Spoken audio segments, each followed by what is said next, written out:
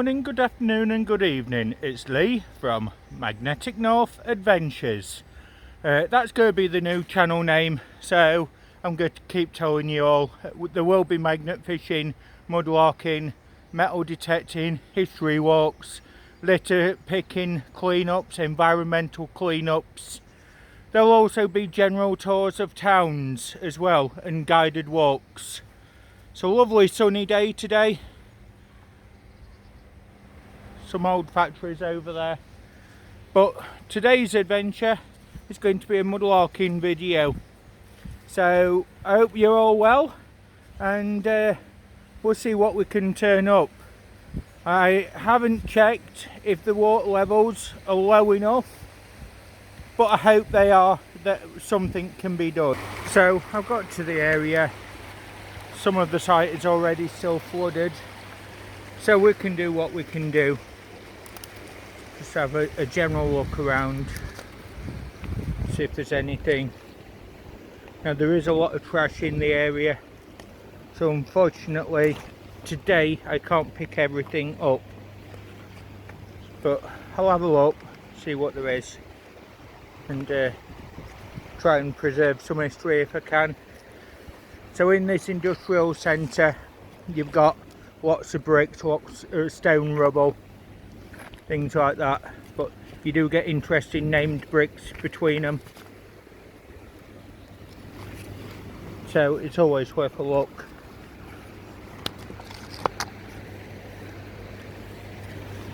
Just down here, just there, there's an interesting piece.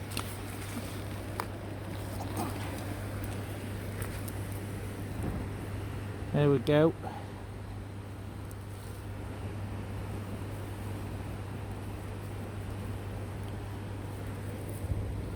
Got a face on it and things. It's in stone. It's quite interesting. I don't know what it is. If you know, let me know in the comments below. There's lots of different bricks washed out this time. There's bits of drainage. There's a bit of wire there. Go back for recycling. I always use brass and copper for making items.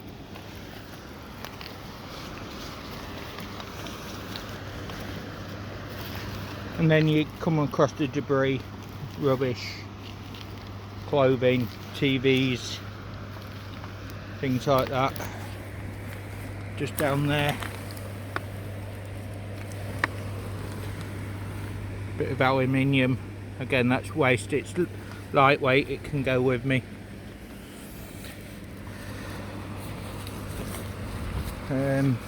You do have to be careful because there is a lot of sharp items everywhere. There is also glass. There's asbestos, old bits. There's a named brick there, quite modern, 1940s. Got another one there, DS Clark, Rotherham. That's going to be 1890, 1920.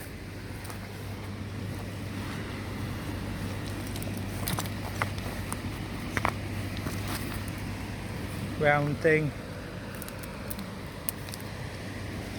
Some debris up here which I'm going to have a look at. So bits of streamers, things like that. Just down here. That's the top of a crucible smelting pot. Got a Midland Iron Company Limited Rotherham brick. That's going to be Victorian. So just coming up, you've got the remains of a washed out bicycle there,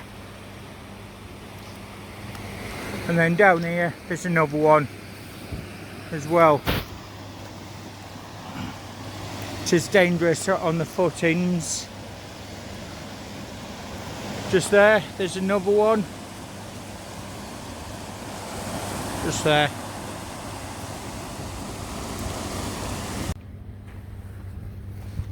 So many times that you can come mudlarking, you get absolutely nothing, or you get something.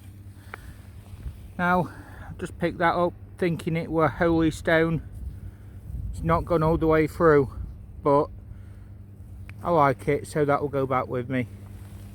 And these holy stones, known as witches stones or hag stones, they was often used as natural protection elements, and they go back as far as 4000 BC.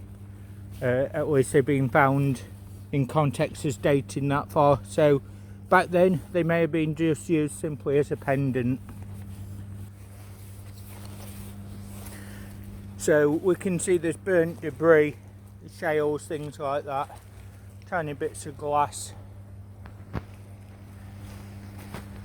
Occasionally you do get items washing out. This isn't the best of areas for bits, but there is bits. So just down here, it's a very early glass bottle. Look how thick that glass is, and that's a base. But upside down like this, they do make good cannonball holders. So that will go back with me to display one of those recent cannonballs I found. This is going to date to about 1880. Okay, so again we've got more bricks, more debris. Oh, and I've just spotted, just down there, just there, there's a very nice fossil. There we go. So what we've got there is a section of fossilised tree,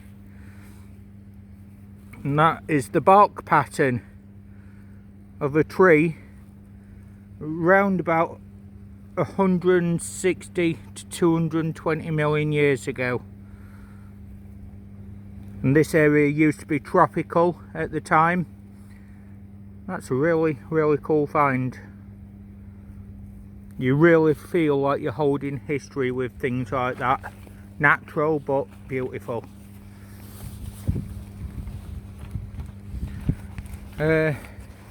Most people wouldn't know what to look for on that, but basically just look for the colour and the shape and the patterns here.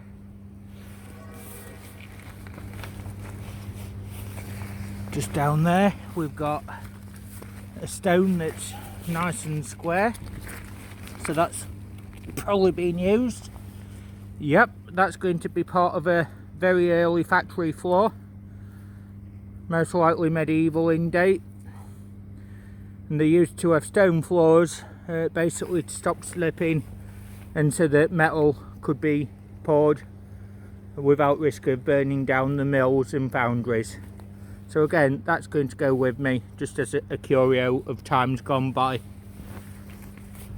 Well, I wasn't getting much at the last location, so I've moved on to another area where mudlarking can be done in Sheffield. Let's hope we do a bit better on that one. The thing is, when you mudlark, you never know what you're going to get. Sometimes you get quite a lot of stuff, sometimes you get very little, sometimes you get nothing. But every piece recovered is either a piece of history saved or a piece of trash removed out of the environment. So it's important to constantly keep going, and every little bit helps. So just think it in a world where if every single person picked up one piece of trash a day, we could actually change the world for the better. Just one single piece. That'd be a lot of trash removed. And if everybody picked up a carrier bag a week, well, the world would soon be a much better place. I just personally hate seeing garbage left around everywhere, and this has only happened in the UK on a vast scale since the 1970s. So hopefully one day we can get a change. We've got the daffodils. I always love seeing those. It's a sign that spring is around the corner. Warmer weather, and more days to just enjoy the environment. So that's what they are, right next to the river.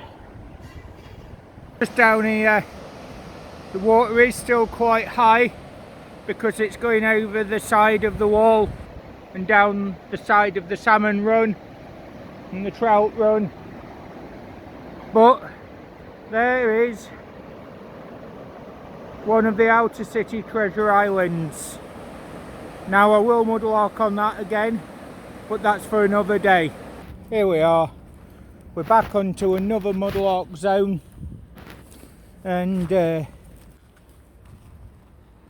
water is retreating. It is quite high still, but as you can see it is still in some of the area that I would look at. So we'll see what we can do. So I've just seen there's a bit of an old bottle down there.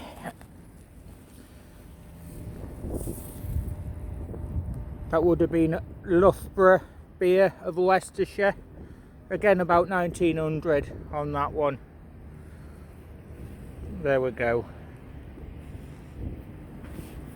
So that would have been somebody coming into Sheffield at the time. As we come down here, you can still see that this area has got water running through, and that won't return to normal till at least summertime. Just there. But where that bar is in the middle, that would normally be where the land is across here, leaving all that for mudlarking. But because of the amount of rain that we've had, it may never return to normal, because it looks like the watercourse has changed, and that is the joy of rivers. You just never know where you're going to have, but if you find an area that you have found to mudlark, just keep looking, because rivers change and that's the nature of them. Sometimes you're going to find, sometimes you're not. Areas always change.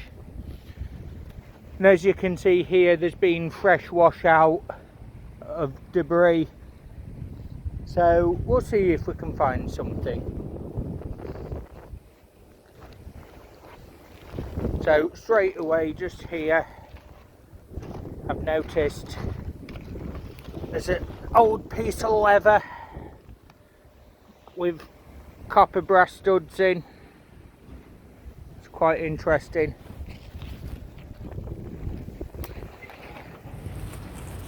There's bottle stoppers there. They're going to be 1880s in date, just there. Now I'm not going to take everything. I'm going to leave bits for the next mudlarker as well. Keep them interested. So just there, it's a bone knife handle. Put that back down, somebody else can have that one.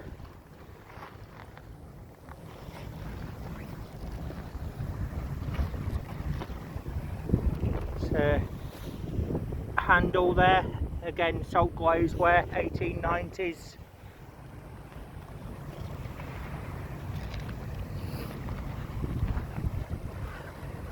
Bits of old coal, things like that.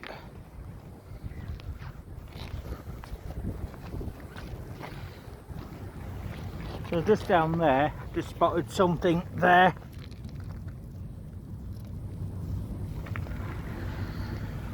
It's a rather nice fitting with a hole in. So I think that would have been a top that went on something. But yep, it's a nice piece. Some blue and white pottery down there.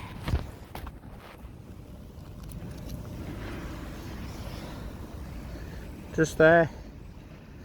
Quite nice picture on that one, so that will go back with me as well. That will make into jewellery.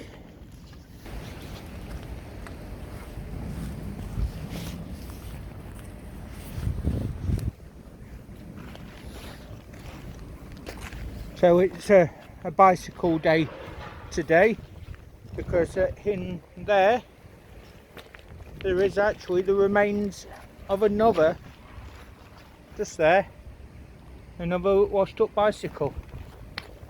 It's been in there a very long time and broken up.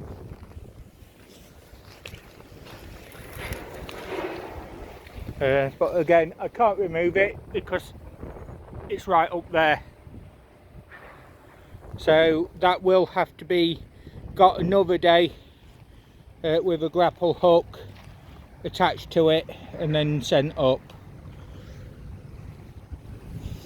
So when you get areas like this, you've got areas where things have been dug out, where the river's changed its course as well. These are always good spots to look at. And in mudlarking, we call these the black sand zones. They always have items in, that's the silt levels, and these are going to be areas that's been disturbed over many years. There's bits of blue glass and things down there. Can't see anything that I'd personally want for my collection, not at the moment. So I've just seen this and I got quite excited. I thought that was a very large cannonball, but it's not. It's iron, but it's very lightweight. But that fooled me for a moment. So just down there, bit of a pipe stem and tiny bit of a blue glass bottle. Just down there. Yep, it's another pipe stem. I do like to save the pipe stems. It's social history, and they do make very good bracelets, necklaces and pendants. There's an old handle there of some sort.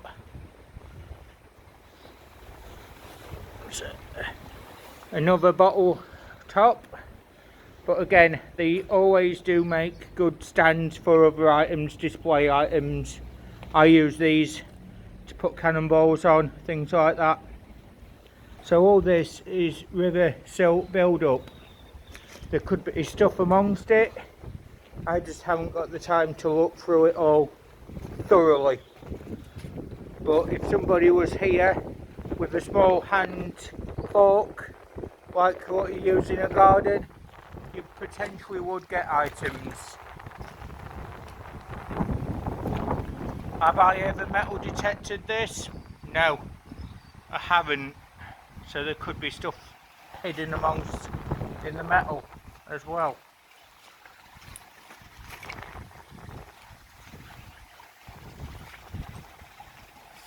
I have had coins here in the past washed out. It's not looking like it today. A few old buttons, things like that. So no, not a lot here today. You can see all this.